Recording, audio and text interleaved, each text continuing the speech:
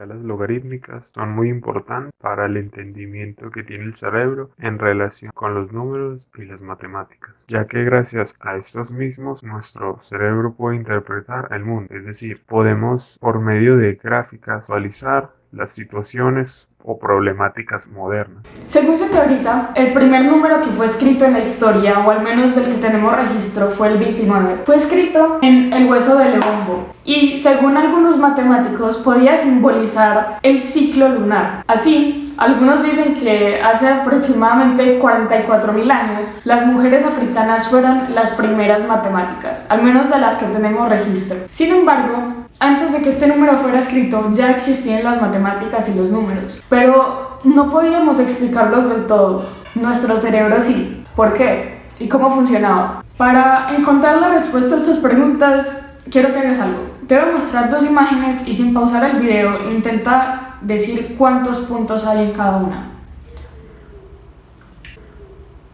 Puede que no hayas logrado contarlos porque no te haya dado tiempo, pero ¿y si te preguntara cuál de las dos tenía más puntos? Se hace un poco más fácil. Y esto es porque para nuestros ancestros no era tan importante contar, era más importante saber comparar. Y por eso es que nuestro cerebro funciona de manera logarítmica. Nuestro cerebro no olvida ese pasado paleolítico. De hecho, hay muchas veces en las que interpretamos el mundo a nuestro alrededor de manera logarítmica. Y que ya no lo necesitemos para sobrevivir no significa que sea menos importante. De hecho, muchas de las gráficas logarítmicas que vemos hoy en día para representar el crecimiento de la población mundial o incluso la cantidad de casos recientes de coronavirus se hacen en escala logarítmica porque tiene muchas más ventajas y es mucho más fácil de interpretar para nuestro cerebro.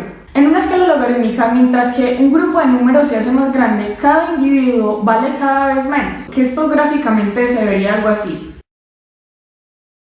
Otro ejemplo de cómo nuestro cerebro todavía hace este tipo de cosas son los niños. Los niños que ya tienen conocimiento de los números pero aún no saben hacer operaciones matemáticas. Preguntarle a cualquier niño de menos de 7 años cuál es el número que está entre el 1 y el 9, casi siempre nos dará como respuesta el 3. Y es porque sus cerebros aún funcionan de manera logarítmica, como realmente deberían funcionar los de todos nosotros. Y en la regla que les mostré antes, el 3 efectivamente está entre el 1 y el 9, porque proporcionalmente tiene el mismo valor. Ahora bien, hablemos de escalas logarítmicas. En una escala lineal, los valores consecutivos representan un incremento de una unidad. Así, del 1 al 2 hay un incremento del 100%, pero del 2 al 3 es del 50%. Pero en una escala logarítmica, las cosas son más consistentes. Al un valor ser consecutivo de otro, el porcentaje no cambiaría. Actualmente utilizamos escalas logarítmicas más que todo para gráficas en las que queremos demostrar que hay un crecimiento exponencial de algo, como en la presente pandemia, en la sobrepoblación mundial. También utilizamos escalas logarítmicas para medir terremotos, volumen, incluso la acidez. Realmente es algo muy útil y nos hace cuestionarnos por qué empezamos a utilizar los números de la manera que lo hacemos y no en escala logarítmica. Dentro del proyecto tenemos una parte de profundización y aplicación. Aquí es donde vamos a resolver algunos ejercicios, donde veremos el cálculo del tamaño de una hoja de papel que se requiere para dibujar la gráfica de f de x igual a 10 a la x. Gracias a la tabla de valores, en este caso podemos observar cómo reemplazando los puntos obtenemos una gráfica que representa una función exponencial. En la segunda sección nos encontramos la parte de gráficos semilogarítmicos. Entonces nos dicen que tenemos que y es igual a 100 por 2 a la x. En el segundo punto simplemente nos dicen que grafiquemos la gráfica semilogarítmica de la función trazando los puntos de x y logaritmo de y que hicimos en la tabla pasada. Luego pasamos a la tercera sección, que es de los datos linealizados.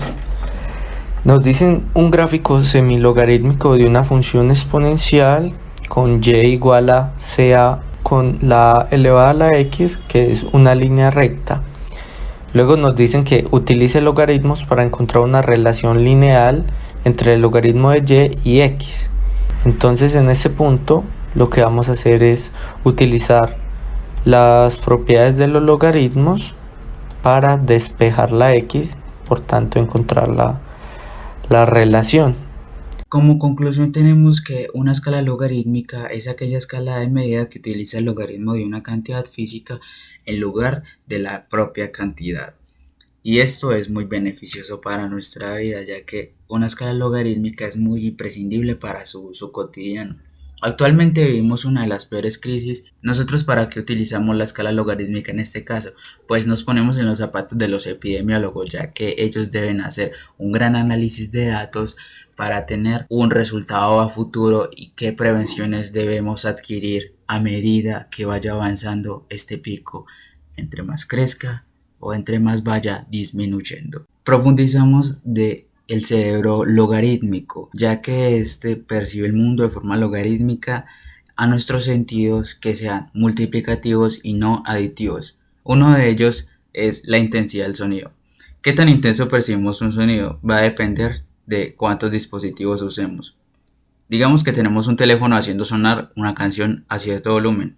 Si queremos duplicar la intensidad del sonido, no sería correcto tener dos teléfonos iguales a la vez. Necesitaríamos 10 teléfonos iguales, y si queremos duplicar la intensidad de esos 10 teléfonos, deberíamos tener 100 teléfonos, así sucesivamente. Otra de las características es la supervivencia. La proporción juega un valor en la supervivencia más que el valor absoluto. Analicemos estas dos situaciones. Caso 1. Hay un león escondido en la oscuridad. O 2. Caso 2. Hay 96 leones que nos van a atacar, o 97.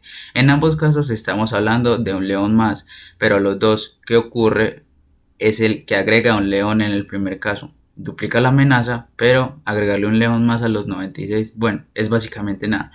Otra de las características es el envejecimiento. A medida que nosotros vamos cumpliendo años, sentimos que la vida pasa volando. Pasa más rápido a medida que nosotros vamos envejeciendo, y los logaritmos pueden explicar eso. Cuando cumples un año de edad, ese año representa el 100% de tu vida. Pero cuando cumples 2 años de edad, ese segundo año de edad representa el 50% de tu vida. Y el siguiente año que cumple representa 1/3 de tu vida. Y cuando cumples 80 años, ese número representa una 80ª parte de tu vida. ¿Y por qué esta razón de nuestra niñez la sentimos a un paso de una forma muy lenta?